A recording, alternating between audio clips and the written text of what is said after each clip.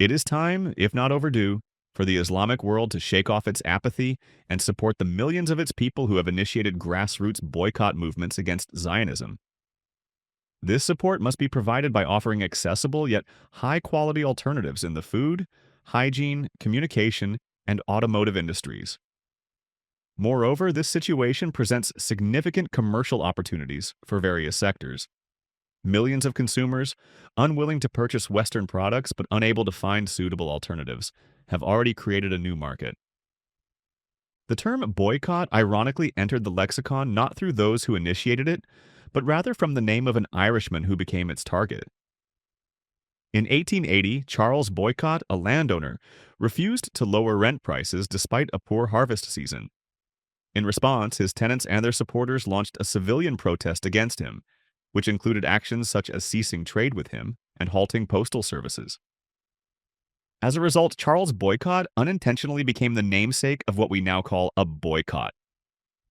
Other terms similar to boycott also exist in our language, but they carry nuanced differences. For instance, embargo, often used interchangeably, typically refers to state-imposed official actions, whereas boycotts are civilian-led initiatives.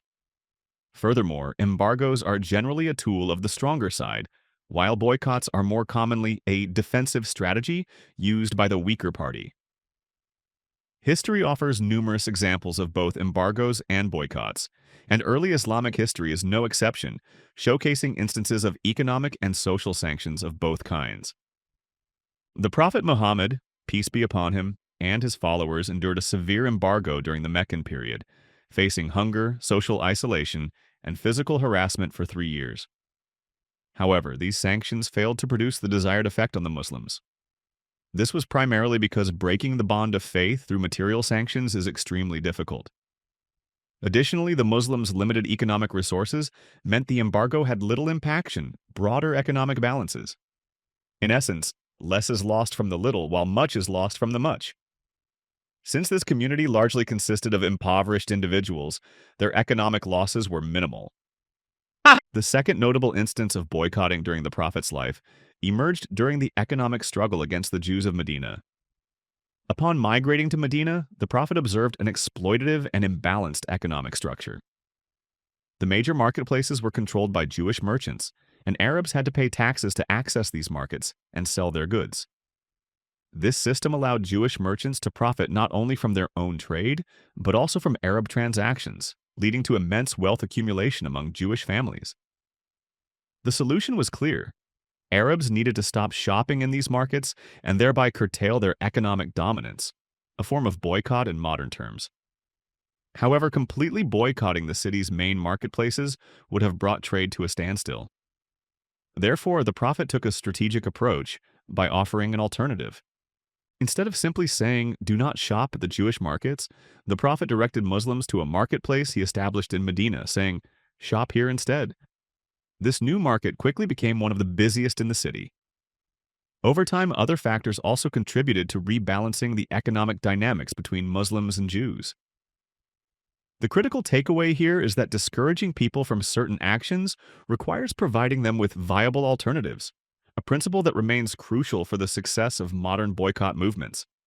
The recent atrocities committed by Israel and Palestine have reignited interest in boycotts, a method used even before the official establishment of the State of Israel.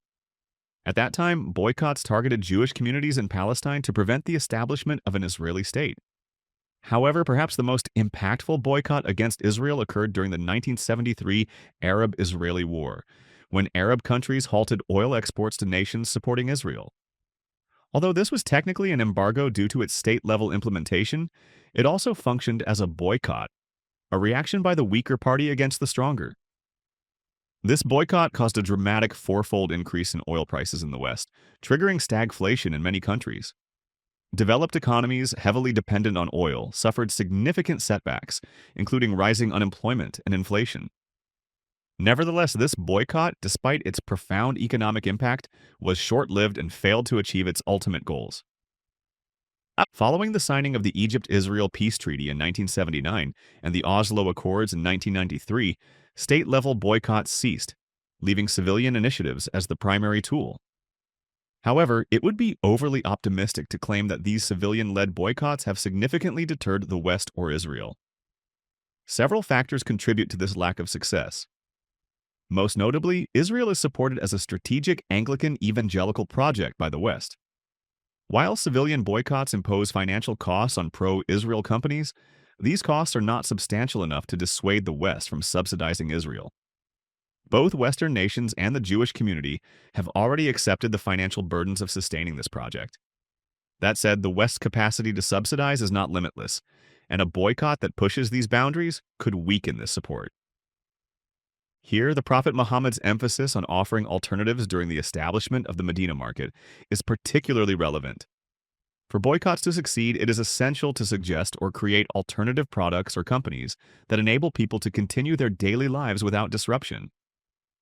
For instance, if a brand tied to Israel is to be boycotted, a substitute brand must be readily available. Recognizing that modern consumers view some luxuries as necessities, it is important to provide alternatives not only for essential goods, but also for products that address these perceived needs. As in the Prophet's example, calls to avoid this product must be accompanied by invitations to choose this product instead to ensure the boycott's success and sustainability.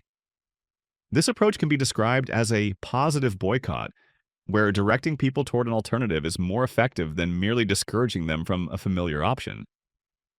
The modern world offers numerous examples of the success of positive boycott, particularly in the technology sector.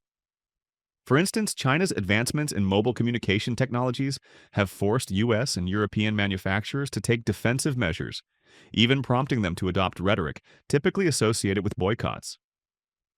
Western nations have begun advocating for the use of American-made products while imposing sanctions on Chinese companies. A more striking example is seen in the automotive industry, where century-old Western manufacturers appear to have been outpaced by relatively new Chinese companies.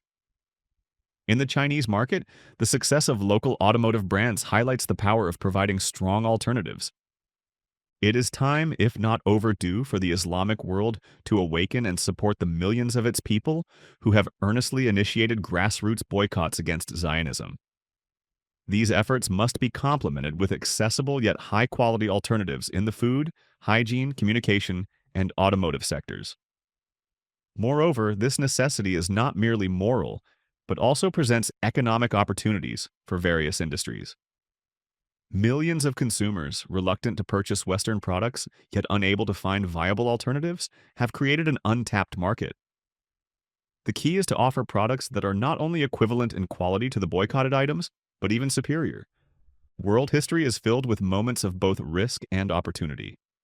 During such pivotal periods, those who are prepared, or sometimes simply fortunate, have taken significant strides forward, leaving other nations and communities behind. However, fortune tends to favor the prepared. Don't you think it's time for fortune to finally smile upon us?